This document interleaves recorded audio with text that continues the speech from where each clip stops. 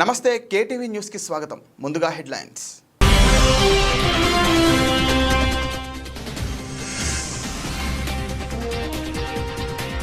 AP పోర్టుల అభివృద్ధికి Singapore model. తువాస్ పోర్టును సందర్శించిన ముఖ్యమంత్రి చంద్రబాబు.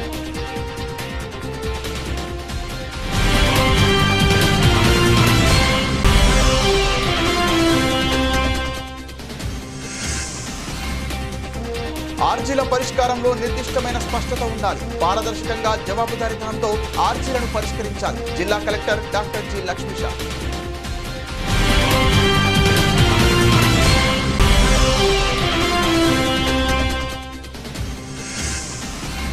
మహిళా రిజర్వేషన్ చట్టాన్ని సవరించాలని, బీసీ మహిళలకు సబ్ కట్ అమలు చేయాలి. బీసీ సంక్షేమ సంఘం రాష్ట్ర అధ్యక్షుడు కేశన శంకర్రావు డిమాండ్.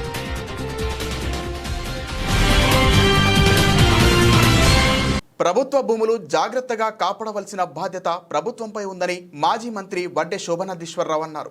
అత్త సొమ్ము అల్లుడు దానం చేసినట్లుగా చంద్రబాబు ప్రభుత్వ భూములను కార్పొరేట్ సంస్థలకు కట్టబెడుతున్నారని విమర్శించారు. నగరంలోని గాంధీనగర్ ప్రెస్ క్లబ్ నందు మాజీ మంత్రి వడ్డే శోభనాధీశ్వరరావు విలేకరుల సమావేశాన్ని ఏర్పాటు చేశారు. వడ్డే శోభనాధీశ్వరరావు మీడియాతో మాట్లాడుతూ, అధికారంలో ఏ పార్టీ ఉన్నా ప్రభుత్వ భూములు జాగ్రత్తగా కాపాడవలసిన బాధ్యత వారిపై ఉందన్నారు. అత్త సొమ్ము అల్లుడు దానం చేసినట్లుగా చంద్రబాబు నాయుడు ప్రభుత్వ భూములను కార్పొరేట్ సంస్థలకు కట్టబెడుతున్నారని విమర్శించారు. చంద్రబాబు మోదీకి గులాంగిరి చేస్తూ ప్రభుత్వ భూములను కార్పొరేట్ శక్తులకు దారదత్తం చేస్తున్నారని మండిపడ్డారు. రాజీవ్ గాంధీ పార్క్ అభివృద్ధి పేరుతో చైనా కంపెనీలకు ఇవ్వాలని ఆలోచన చేశారని గుర్తు చేశారు.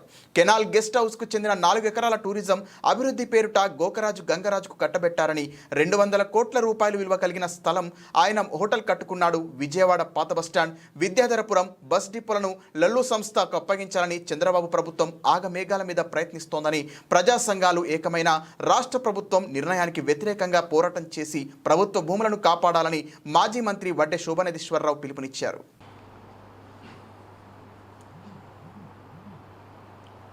ఒకప్పుడు ఆంధ్రప్రదేశ్ రాష్ట్రానికి మన దేశంలో చాలా సముచితమైన స్థానం ఉండేది.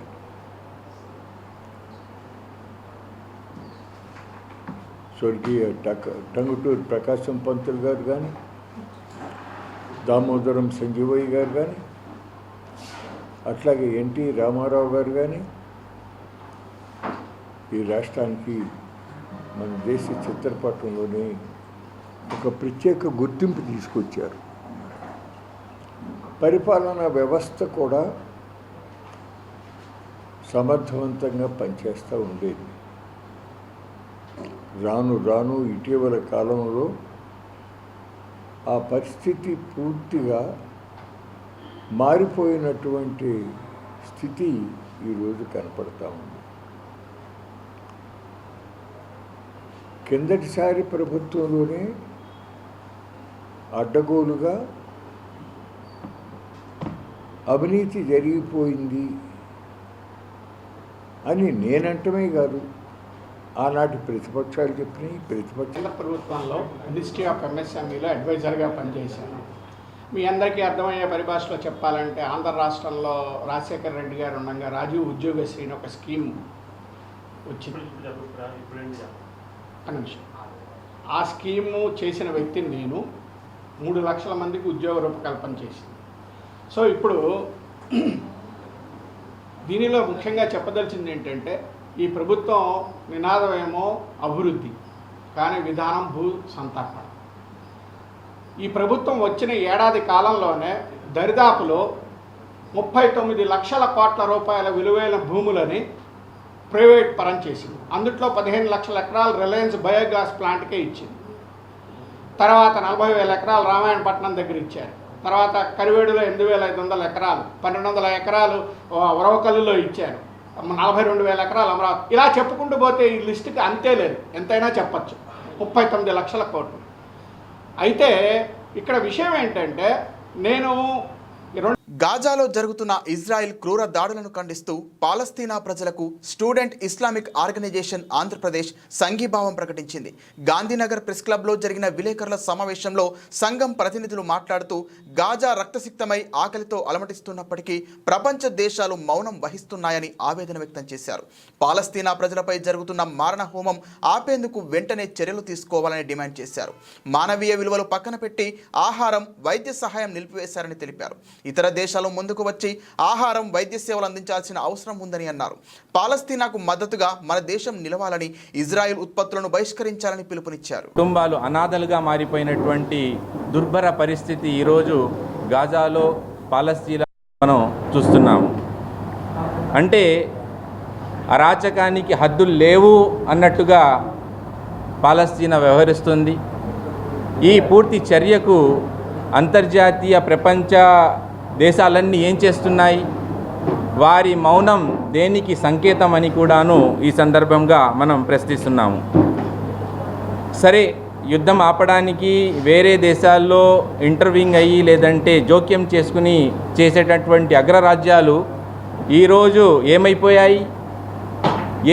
ఇది అమానవీయ చర్యగా వారు భావించట్లేదా? ఇది మానవ హక్కుల ఉల్లంఘనగా వారికి అనిపించట్లేదా? ఐక్యరాజ్య సమితి కూడాను దీంట్లో వెంటనే స్పందించి గాజాపై, అక్కడ ఉన్నటువంటి పసికందులపై జరుగుతున్నటువంటి మారణ హోమాన్ని ఆపడానికి తక్షణ చర్యలు తీసుకోవాలని ఈ సందర్భంగా మనం డిమాండ్ చేస్తున్నాము. అది కాక వేరే దేశాలు ఎవరైతే సహాయార్థం ఆహారాన్ని కానీ వైద్య సేవలు అందించడానికి దాదాపుగా నా రిపోర్ట్స్ ప్రకారం 60,000 టన్నుల ఫుడ్ సరిహద్దుల్లో ఆపివేయడం జరిగింది. అంటే మానవీయ విలువలు కూడాను. Munir Ahmed, Muslim joint action committee convener అండి. ఈరోజు భారతదేశం ఏదైతే పాలస్తీనాలో జరుగుతున్నటువంటి మారణకాండకు, మారణ హోమానికి వ్యతిరేకంగా మన భారతదేశ ప్రధానమంత్రి కూడా మాట్లాడి దానిపై ఖండించాలని చెప్పి ఈరోజు మేమందరం కలిసి కోరటం జరుగుతుంది. ఏదైతే ఇజ్రాయెల్ ఉందో 1948లో ఆ దేశాన్ని బ్రిటిష్ వాళ్ళు, అమెరికా వాళ్ళు ఏర్పాటు చేయడం జరిగింది. అదేవిధంగా 1947లో మనకు భారతదేశానికి స్వతంత్రం రావడం జరిగింది. కానీ 1947 నుండి 2017 వరకు ఏ భారతదేశ ప్రధాని కానీ, ఏ భారతదేశ రాష్ట్రపతి కానీ ఇజ్రాయెల్ని సందర్శించడం కానీ, ఇజ్రాయెల్ని కోఆపరేట్ చేయడం కానీ. మహిళా రిజర్వేషన్ చట్టాన్ని సవరించాలని, బీసీ మహిళలకు సబ్కటా అమలు చేయాలని బీసీ సంక్షేమ సంఘం రాష్ట్ర అధ్యక్షుడు కేశన శంకర్రావు డిమాండ్ చేశారు. మోదీ ప్రభుత్వం 33% మహిళా రిజర్వేషన్ బిల్లును ఆమోదించినప్పటికీ బీసీ మహిళలకు సబ్కోటా కేటాయించకపోవడం దారుణమన్నారు. మహిళా రిజర్వేషన్లలో బీసీ సబ్కోటా విషయం తేల్చే వరకు పోరాటం సాగిస్తామని స్పష్టం చేశారు. మహిళా రిజర్వేషన్లలో బీసీ మహిళలకు సబ్కోటా కేటాయించాలని డిమాండ్ చేస్తూ ధర్నా చౌక్లో ఓబీసీ మహిళలు నిరాహార దీక్ష చేపట్టారు. ఈ ఆందోళనకు బీసీ సంక్షేమ సంఘం రాష్ట్ర అధ్యక్షుడు కేశన శంకర్రావు సంఘీభావం ప్రకటించారు. మహిళా విభాగం అధ్యక్షురాలు సంకారపు జయశ్రీ, గౌరవ అధ్యక్షురాలు వావిలాల సరళాదేవి తదితరులు నేతృత్వం వహించారు. ఈ సందర్భంగా కేశన శంకర్రావు, సంకారపు జయశ్రీ మాట్లాడుతూ దశాబ్దాల పోరాటం అనంతరం మోదీ ప్రభుత్వం 33% మహిళా రిజర్వేషన్ బిల్లుకు ఆమోదం తెలపడం హర్షణీయమన్నారు. మహిళా రిజర్వేషన్లలో బీసీ మహిళలకు సబ్కోటా కేటాయించకుండానే తెలపడం పాలకుల పెత్తందారితనానికి నిదర్శనమన్నారు. బీసీ మహిళల సబ్కోటా కోసం ఢిల్లీ నుంచి గల్లీ వరకు బీసీ సంఘాలు ఆందోళన చేస్తున్నా పాలకులు పట్టించుకోకపోవడం పట్ల ఆందోళన వ్యక్తం చేశారు. జనగణమన సాకుతో మహిళా సబ్కోటాను అటకెక్కించే ప్రయత్నం చేస్తున్నారని ఆగ్రహం వ్యక్తం చేశారు. రిజర్వేషన్లలో బీసీ సబ్కోటా విషయం తేలే వరకు తమ పోరాటం ఆగదని వారు స్పష్టం చేశారు. ఆందోళనలో బీసీ సంక్షేమ సంఘం ప్రతినిధులు, మహిళా విభాగం ప్రతినిధులు పాల్గొన్నారు. ఈరోజు ధర్నా చౌక్లో ఓబీసీ ఒకరోజు దీక్షా కార్యక్రమాన్ని కొనసాగిస్తున్నారు. రాష్ట్ర మహిళా అధ్యక్షురాలు జయశ్రీ గారి నాయకత్వంలో ఈరోజు ఇక్కడ జరుగుతూ ఉంది. రాష్ట్ర వ్యాప్తంగా అనేక జిల్లాల నుంచి కూడా మహిళలందరూ కూడా మరి ఈరోజు దీక్షలో పాల్గొన్నటువంటి వారందరూ కూడా పేరు పేరున హృదయపూర్వక నమస్కారాలు తెలియజేస్తూ, మరి 33% రిజర్వేషన్ని మహిళా కొత్త పార్లమెంటు భవనంలో మోడీ గారు చాలా సంతోషంగా మహిళలతో మంచి జరిగిందని ఆ రోజున తొలిగా ఈ బిల్లుని ప్రవేశపెట్టినటువంటి విషయం దేశం అంతా కూడా తెలుసు. గత కొన్ని దశాబ్దాల నుంచి కూడా ఈ పెండింగ్ పడ్డ కారణాలు ఏంటంటే ఆ రోజున మహిళా బిల్లు అందరూ ఆమోదింపజేశారు. కానీ ఆ రోజున ఉన్నటువంటి లల్లు ప్రసాద్ యాదవ్ కానీ, ములాయం సింగ్ కానీ, అదేవిధంగా శరత్ యాదవ్ గారు కానీ మా ఓబీసీ మహిళా వాటా ఎంత అనేది తేలిస్తేనే ఈ బిల్లుకు మేము ఆమోదం తెలియజేస్తామని ఆ రోజున పార్లమెంట్లో ఘంటాపదంగా చెప్పినటువంటి విషయం మనందరికీ కూడా తెలుసు. ఈ రోజున దానివల్ల ఏ రకమైనటువంటి ఆర్థిక భారం పడేటువంటి పరిస్థితి లేదు. దేశంలో 33% రిజర్వేషన్ మహిళలకు ఇస్తున్నారు. చాలా సంతోషమే. మేము ఎన్డీఏ గవర్నమెంట్ కూడా మేము పూర్తిగా మద్దతు కూడా ఇచ్చాం. కానీ ఇవాళ మా ఓబీసీ మహిళలకి చట్టసభల్లో రిజర్వేషన్ కావాలి. ఇది సరైనటువంటి సమయం. దాని తర్వాత ఒక ఓబీసీగా ఉన్నటువంటి ప్రధాని గారు కూడా ఈ రోజున దేశానికి ప్రధాని 3 దఫాలు ప్రధానిగా అయినటువంటి అవకాశం మరి ఈ రోజున మహిళ సంక్షేమం తరఫున నేను బీసీ మహిళా అధ్యక్షురాలని సంకారపు జయశ్రీని అనంతపురం ధర్మవరము. మేము ఈరోజు ఈ విజయవాడలో ఈ ధర్నా చౌక్ దగ్గర 33% మహిళలకు రిజర్వేషన్ ఇస్తున్న సందర్భంగా ఓబీసీల వాటా ఎంత అని డిమాండ్ చేస్తూ ఈ ధర్నా చౌకలో ధర్నా చేస్తున్నామండి.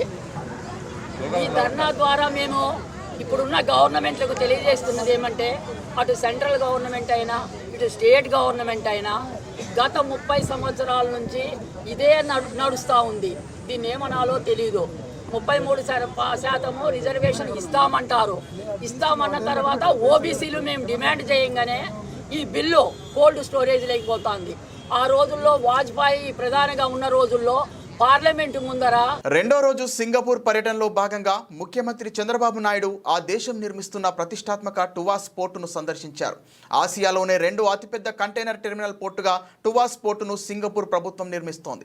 రాష్ట్రంలో పెద్ద ఎత్తున తీర ప్రాంతం ఉందని, తీర ప్రాంతం ఆధారంగా పెద్ద ఎత్తున పెట్టుబడులు ఆకర్షించాలని కూటమి ప్రభుత్వం ఆలోచన చేస్తోంది. దీంట్లో భాగంగా రాష్ట్రంలో పోర్టుల అభివృద్ధికి, పోర్టు ఆధారిత పరిశ్రమల ఏర్పాటుకు ప్రభుత్వం పెద్దపీట వేస్తోంది. ఈ క్రమంలో సింగపూర్ ప్రభుత్వం నిర్మిస్తున్న అతిపెద్ద టువాస్ పోర్టును సీఎం బృందం సందర్శించి అధ్యయనం చేసింది.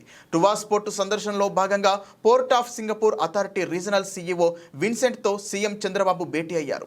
పోర్టు నిర్మాణం మొదలుకొని పోర్టు నిర్వహణ, కార్యకలాపాలు వంటి అంశాలపై టువాస్ పోర్టు అధికారులతో చంద్రబాబు బృందం చర్చించింది. పోర్టు కార్యకలాపాల నిర్వహణలో ఎలాంటి సాంకేతిక అంశాలను ఏ విధంగా వినియోగిస్తున్నారనే అంశంపై ఆరా తీసిన చంద్రబాబు టువాస్ పోర్టులోని ఆర్టిఫిషియల్ ఇంటెలిజెన్స్తో కూడిన ఆటోమేషన్ వ్యవస్థను పరిశీలించారు. అతిపెద్ద కంటైనర్ టెర్మినల్ పోర్టు నిర్మాణానికి ఎంత ఖర్చయింది, ఎన్ని విడతల్లో టువాస్ పోర్టు నిర్మాణం చేపడుతున్నారనే అంశాలను సీఎం అడిగి తెలుసుకున్నారు. మొత్తంగా 1.7 లక్షల కోట్ల వ్యయంతో టువాస్ పోర్టు నిర్మాణం చేపడుతున్నట్లు పోర్టు అథారిటీ సీఈఓ విన్సెంట్ చెప్పారు. 4 విడతలుగా పోర్టును నిర్మించాలని తమ ప్రభుత్వం ప్రణాళికలు సిద్ధం చేసిందని విన్సెంట్ చెప్పారు.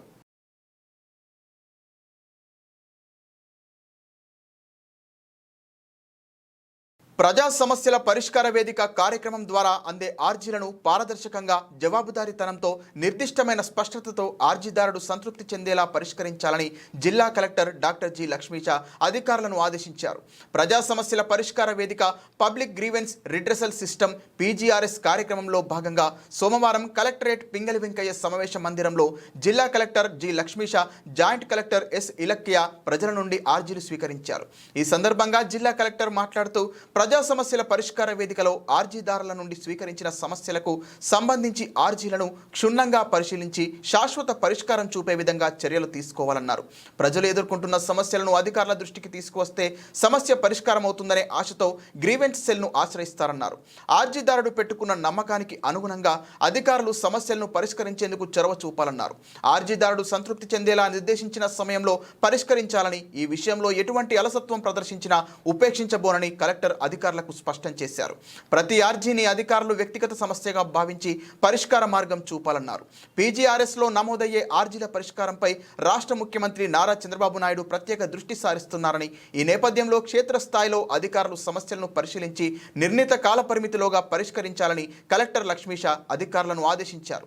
ప్రజా సమస్యల పరిష్కార వేదికలో జిల్లా కలెక్టర్తో పాటు joint collector S Ilakkiya, DRDA PD ANV Nancharao, ACP K Venkateswararao, గ్రామ వార్డు సచివాలయాల ప్రత్యేక అధికారి జి జ్యోతి, వివిధ శాఖల జిల్లా స్థాయి అధికారులు పాల్గొన్నారు.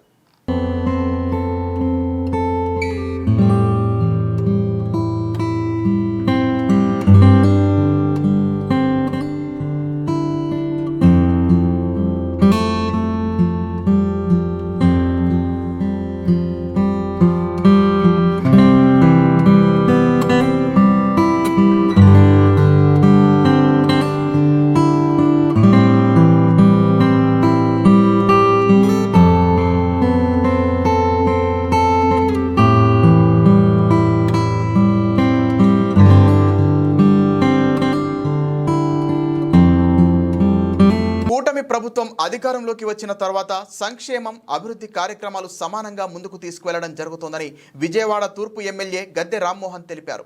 ఎన్నికల సమయంలో ఇచ్చిన హామీలను ఒక్కొక్కటిగా అమలు చేస్తూ ప్రజలకు మెరుగైన పాలన అందిస్తున్నామన్నారు. విజయవాడ తూర్పు నియోజకవర్గం 4వ డివిజన్ సుబ్బారావు కాలనీ 2వ రోడ్డులో సుపరిపాలనలో తొలి అడుగు కార్యక్రమంలో ఎమ్మెల్యే గద్దె రామ్మోహన్ రావు పాల్గొన్నారు. ఈ సందర్భంగా ప్రజల వద్దకు వెళ్లి వారి సమస్యలు తెలుసుకోవడంతో పాటు ప్రభుత్వం అందిస్తున్న సంక్షేమ పథకాలు, చేస్తున్న అభివృద్ధి కార్యక్రమాలను వివరించారు. అనంతరం రోడ్డు పనులకు శంకుస్థాపన చేశారు. ఈ సందర్భంగా మీడియాతో మాట్లాడుతూ సీఎం చంద్రబాబు సారథ్యంలో ప్రజలకు సుపరిపాలన అందుతోందని పేర్కొన్నారు. ఎన్నికల సమయంలో ఇచ్చిన హామీలను అమలు చేస్తూ మహిళలను ఆర్థికంగా బలోపేతం చేస్తున్నామని తెలిపారు. ఇప్పటికే తల్లికి వందనం, ఉచిత గ్యాస్ సిలిండర్ అందించామని, రాబోయే రోజుల్లో ఉచిత బస్సు పథకాన్ని అమలు చేస్తున్నామన్నారు. ప్రజలు కూడా ప్రభుత్వానికి సహకరించాలని కోరారు. కార్యక్రమంలో టీడీపీ శ్రేణులు, మున్సిపల్ అధికారులు పాల్గొన్నారు. నమస్కారం. ఈ రోజున విజయవాడ తూర్పు నియోజకవర్గంలో లేదా విజయవాడ నగరంలో అభివృద్ధి ఒక రోడ్లే కాదు, డ్రైన్లు, అండర్ గ్రౌండ్ డ్రైన్ అన్నీ కూడా ప్రక్షాళన చేసి ఒక సమగ్రమైన పట్టణంగా దీన్ని తీర్చిదిద్దడానికి ఇప్పటికే భారతదేశ ర్యాంకులో తొలి 2-3 ర్యాంకుల్లో ఉన్న మన విజయవాడ నగరం దాన్ని మొట్టమొదటి ర్యాంకు తీసుకురావడానికి మన ముఖ్యమంత్రి గారు చిత్తశుద్ధితో ముందుకు వెళ్తూ ఉన్నారు. అనేకమైన కార్యక్రమాలకు ఆయన మాకు చేయూతనిస్తూ ఉన్నారు. ఇక్కడ సుబ్బారావు కాలనీ, న్యూ కాలనీలో ఇవాళ 2 రోడ్లకు 26 లక్షల రూపాయలు ఖర్చు పెట్టి రోడ్లు వేసుకోవడం జరుగుతోంది. అంతేకాదు ప్రధాన రహదారులు, దీని చుట్టుపక్కల ఉన్న కాలనీకి చుట్టుపక్కల ఉన్న ప్రధాన రోడ్లన్నీ కూడా సుమారు అవసరమైన ఈ కాలనీకి రావడానికి లేదా విజయవాడ దాటి వెళ్ళడానికి అవసరమైన రోడ్ల నిర్మాణం కోసం నారా చంద్రబాబు నాయుడు గారు 100 కోట్ల రూపాయలు ఇచ్చి ఈ రోడ్ల నిర్మాణానికి టెండర్లు పిలవడం జరుగుతోంది. సరే, అభివృద్ధి ఖచ్చితంగా అభివృద్ధికి చిరునామా నారా చంద్రబాబు నాయుడు గారు. నిన్న సింగపూర్లో ఆయన వెళితే అక్కడ పలికిన స్వాగతం కానివ్వండి, అక్కడున్న అనేకమైన సంస్థలు వచ్చి ఆయన కలవటం కానివ్వండి, ఆ సంస్థలు గత ప్రభుత్వం వాళ్ళని అవమానపరిచిన దానికి వాళ్ళ 5 సంవత్సరాల పాటు మన రాష్ట్రానికి రాలేదు. మరలా నారా చంద్రబాబు నాయుడు గారి పిలుపు మేరకు వాళ్ళందరూ స్పందించిన తీరు, ఇవన్నీ కూడా పిల్లల భవిష్యత్తు బాగుపడటానికి, మన పిల్లల యువతే మనకు స్థిరాస్తి. ఏ దేశానికైనా, ఏ రాష్ట్రానికైనా, ఈ జిల్లాకు కూడా ఎక్కడ యువత చక్కగా ఉద్యోగాలు చేసుకుని ముందుకు వెళ్తారో అదే ఒక స్థిరాస్తి. రాష్ట్ర అభివృద్ధిలో కూడా ఆ గణనాల్లో, ఆ లెక్కల్లో ఈ పిల్లలు ఉపాధి పొందితే ఆ యొక్క రాష్ట్ర వృద్ధి రేటు కూడా పెరుగుద్ది. మరి అదేవిధంగా పిల్లల్ని మనం ఉద్యోగాలు లేక వాళ్ళు ఇబ్బంది పడితే వాళ్ళు చెడు అలవాట్లకి బానిసలై సమాజానికి కూడా ఎంతో నష్టం కలుగుద్ది. గత 5 సంవత్సరాలు జగన్మోహన్ రెడ్డి గారి పాలనలో జరిగింది అది యువత నిర్వీర్యమైపోయి. విజయవాడ తూర్పు నియోజకవర్గంలో ప్రజల ఆశయాలు, ఆకాంక్షలకు అనుగుణంగా గద్దె రామ్మోహన్ రావు గారి నాయకత్వంలో, అట్లాగే ఎంపీ కేశినేని చిన్ని గారి నాయకత్వంలో సంక్షేమ కార్యక్రమాలను ఒకవైపు ప్రభుత్వం తరఫున ఇచ్చేటువంటి సంక్షేమ కార్యక్రమాలన్నింటినీ కూడా ప్రజలకు అందిస్తూ కూడా వారి ఆశయాలు అభివృద్ధి పదంలో మరి రోడ్లు కానివ్వండి, డ్రైన్స్ కానివ్వండి, స్ట్రీట్ లైట్ కానివ్వండి, వాటర్ విషయంలో కానివ్వండి, పారిశుద్ధ్య విషయంలో కానివ్వండి కూడా ఎక్కడా లోటుపాట్లు రాకుండా కూడా ముందుండి పనిచేస్తున్నాం. అందులో భాగంగానే విజయవాడ 4వ డివిజన్లో 70% వరకు కూడా సిమెంట్ రోడ్లని వేసుకోవడం జరిగింది. అదేవిధంగా ఈ రోజున సుబ్బారావు కాలనీ, సుబ్బారావు న్యూ కాలనీలో 26 లక్షల రూపాయలతో road number 1, road number 2 new కాలనీలో కూడా సిమెంట్ రోడ్లు ఏర్పాటు చేసుకోవడం జరుగుతుంది. భవిష్యత్తులో మిగిలిన కాలనీల్లో కూడా అన్ని రోడ్లు కూడా సిమెంట్ రోడ్లు వేసుకోవడానికి చర్యలు తీసుకుంటూ ఉంటాము. ఎటువంటి కార్పొరేషన్ తరఫున ఎటువంటి అభివృద్ధి కార్యక్రమం కావాలన్నా కూడా ముందుండి మేము పనిచేస్తాం. ఆంధ్రప్రదేశ్ రాష్ట్ర ఉన్నత న్యాయస్థానం న్యాయమూర్తిగా జస్టిస్ భట్టు దేవానందం సోమవారం ప్రమాణ స్వీకారం చేశారు. మద్రాస్ హైకోర్టు నుండి బదిలీపై రాష్ట్ర హైకోర్టుకు వచ్చిన ఆయనచే రాష్ట్ర హైకోర్టు ప్రధాన న్యాయమూర్తి జస్టిస్ ధీరజ్ సింగ్ ఠాకూర్ ప్రమాణం చేయించారు. హైకోర్టు మొదటి కోర్టు హాల్లో జరిగిన ఈ కార్యక్రమంలో పలువురు న్యాయమూర్తులు, advocate general Dammalapati Srinivas, AP bar council అధ్యక్షులు ద్వారకానాథ్ రెడ్డి, హైకోర్టు న్యాయవాదుల సంఘం అధ్యక్షులు కె చిదంబరం, అదనపు సొలిసిటర్ జనరల్ ధనంజయ, అదనపు advocate general P Sambasiva Pratap, public prosecutor M Lakshminarayana, high court registrar general Parthasarathi, పలువురు ఇతర రిజిస్ట్రార్లు, సీనియర్ న్యాయవాదులు, బార్ అసోసియేషన్, బార్ కౌన్సిల్ సభ్యులు, AP legal services authority, AP judicial academy ప్రతినిధులు తదితరులు ఈ కార్యక్రమంలో పాల్గొన్నారు. Before he enters upon his office, now I request my Lord, the Honorable the Chief Justice, to administer the oath.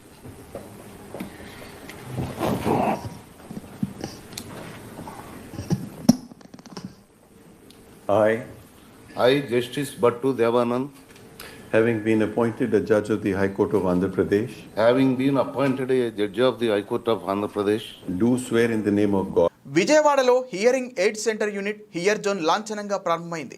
రెక్స్టాన్తో కలిసి నగరంలో interactive concept స్టోర్ను ప్రారంభించారు. వినికిడి సమస్యలు ఉన్న బాధితులకు ఏకైక పరిష్కార వేదికగా హియర్ జోన్ నిలవనుందని ఎండి గణేష్ తెలిపారు. హియరింగ్ క్లినిక్లకు సంబంధించి ప్రముఖ నెట్వర్క్ అయిన WS ఆడియాలజీ ఆధ్వర్యంలో ప్రఖ్యాత విశ్వసనీయ బ్రాండ్ రెక్స్టన్తో కలిసి విజయవాడ ఎల్లూరు రోడ్లో విజయ టాకీస్ దగ్గర అధునాతన హియరింగ్ సెంటర్ హియర్ జోన్ను ప్రారంభించారు. ఈ ఆధునిక హియరింగ్ ఎయిడ్ సెంటర్ యూనిట్ సౌకర్యం ఆడియోమెట్రీ, టిమ్మానోమెట్రీ, హియరింగ్ ఎయిడ్ ట్రయల్తో పాటు ఫిట్టింగ్, ప్రోగ్రామింగ్, సర్వీసింగ్ వంటి ప్రత్యేక సేవలను అందించనుంది.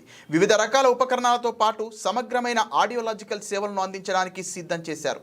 ఈ సందర్భంగా హియర్ జోన్ ఎండి గణేష్ మాట్లాడుతూ హియర్ జోన్ను ఒక క్లినిక్గా మాత్రమే కాకుండా విభిన్న సేవలతో ముందుకు వెళ్తున్నామన్నారు. నమ్మకం, సాంకేతికత, పారదర్శకత అనే స్తంభాలపై నిర్మించబడిన వినికిడి ఆరోగ్యం కోసం మాది ఏకైక విశ్వసనీయ గమ్యస్థానమని తెలిపారు. మా సేవలను విజయవాడలోనే కాకుండా అంతకు మించి విస్తరించేందుకు కృషి చేస్తున్నామన్నారు. WS audiology India CEO, managing director Avinash Pawar Vijayawada ప్రజలకు తమ సేవలను సద్వినియోగం చేసుకోవాలని కోరారు. My name is Avinash Pawar. I work as a CEO and Managing Director for WS Audiology. WS Audiology is one of the leading manufacturers of hearing aids worldwide. And we have the association and collaboration with various partners across the country. We have been in this country for more than 25 years, and today I am privileged and honored to be a part of this ceremony where Hear Zone has been inaugurated in the city of Vijayawada. It's a branch of HSE, and HSE has a very long legacy, more than 30-35 years in this country. I would not be wrong to say that they are pioneers in offering hearing aids or hearing solutions to patients all across Tamil Nadu, AP, Telangana, Kerala also. They are known for not only offering the world-class technological products, but also a very good services to their patients and consumers. So they have a comprehensive diagnostic facility.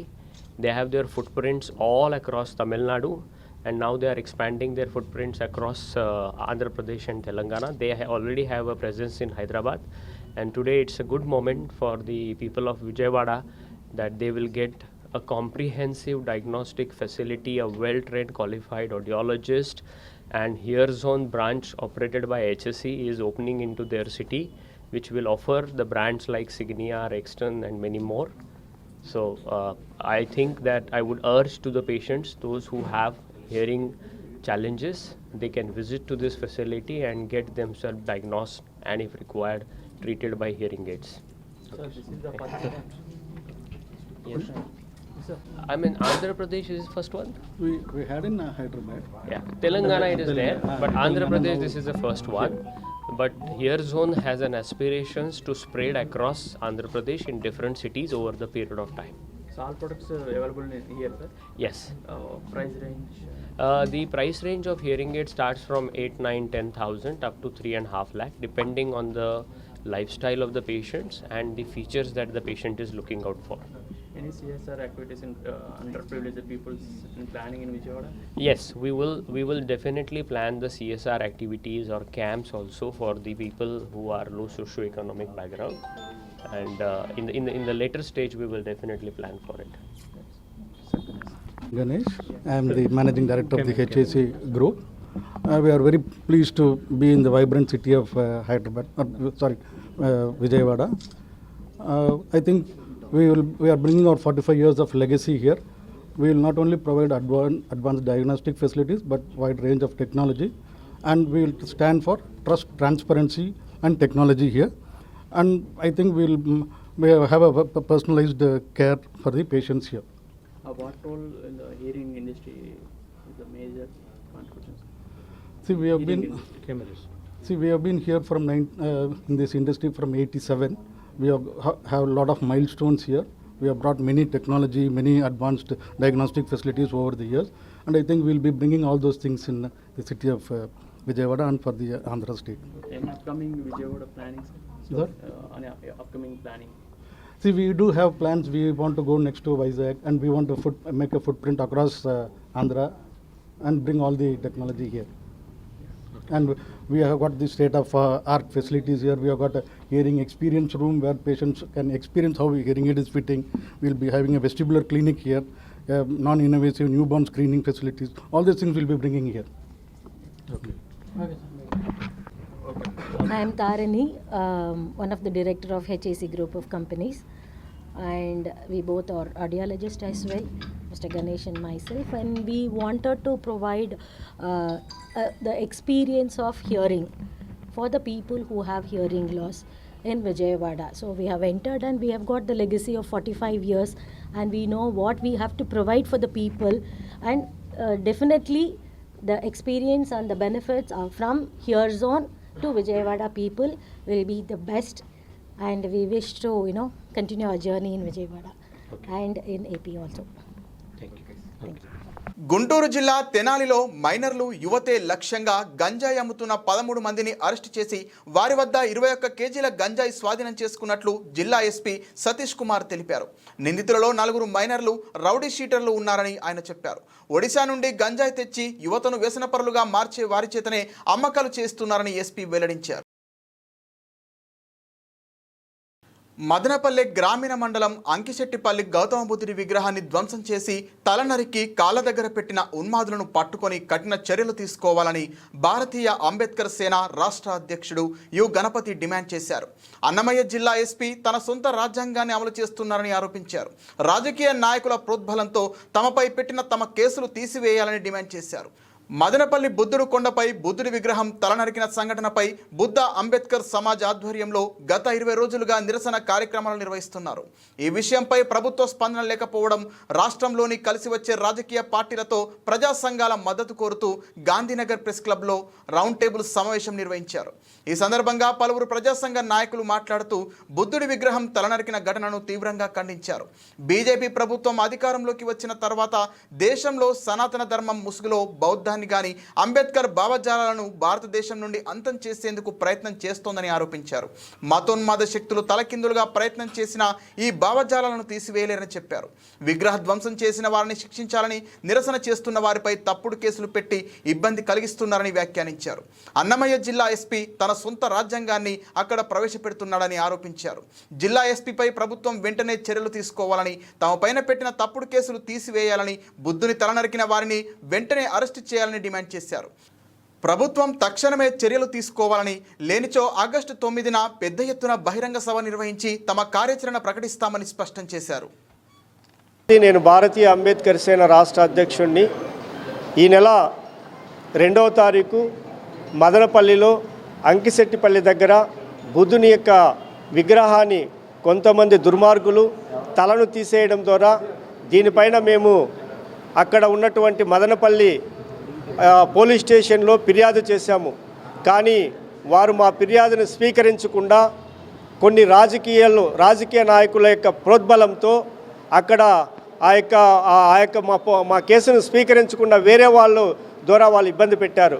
అదేవిధంగా బుద్ధుని కొండలో తల నరికిన వారిని arrest చేయమంటే అక్కడ వాళ్ళు arrest చేయకుండా రాజకీయ ప్రోద్బలంతో, రాజకీయ నాయకుల అండదండలతో అక్కడ వేరే చిన్న పిల్లలు ఏదో చేశారని తప్పుడు కేసు నమోదు చేశారు.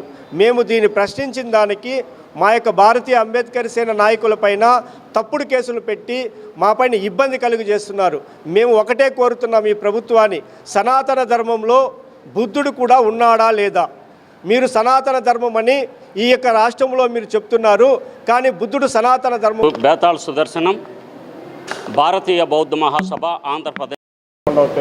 11 సంవత్సరాలుగా దేశంలో బీజేపీ అధికారంకి వచ్చిన తర్వాత సనాతన ధర్మం ముసుగులో బౌద్ధాన్ని కానీ, అంబేద్కర్ భావాజాలాన్ని కానీ, అభ్యుదయ భావాజాలం, వామపక్ష భావాజాలాన్ని భారతదేశం నుంచి అంతం చేసేందుకు ప్రయత్నాలు జరుగుతున్నాయి. ఇది మతోన్మాద శక్తులకి ఏ విధమైనటువంటిది వాళ్ళు తల్లకిందులైనా కానీ ఈ భావాజాలాన్ని తీసేయటానికి వీలుపడదు. మదనపల్లిలో బుద్ధుడి యొక్క తల నరకటం అనేటువంటిది భారతదేశ విపిఎస్ రాష్ట్ర ఉపాధ్యక్షుడిని. బులెటిన్ ముగించే ముందు హెడ్లైన్స్ మరోసారి.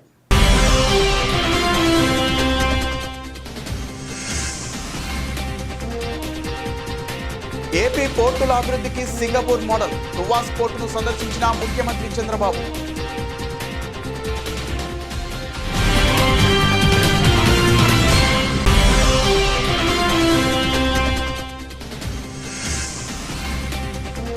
ఆర్జీల పరిష్కారంలో నిర్దిష్టమైన స్పష్టత ఉండాలి. పారదర్శకంగా జవాబుదారీతనంతో ఆర్జీలను పరిష్కరించాలి. జిల్లా కలెక్టర్ డాక్టర్ జి లక్ష్మీషా.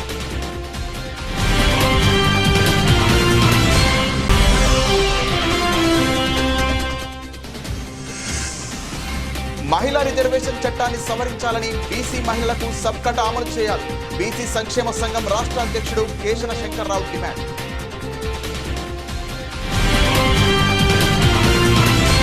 ఇది ఇవాల్టి బులెటిన్. మరిన్ని వార్తల సమాహారంతో మళ్ళీ కలుద్దాం. నమస్తే.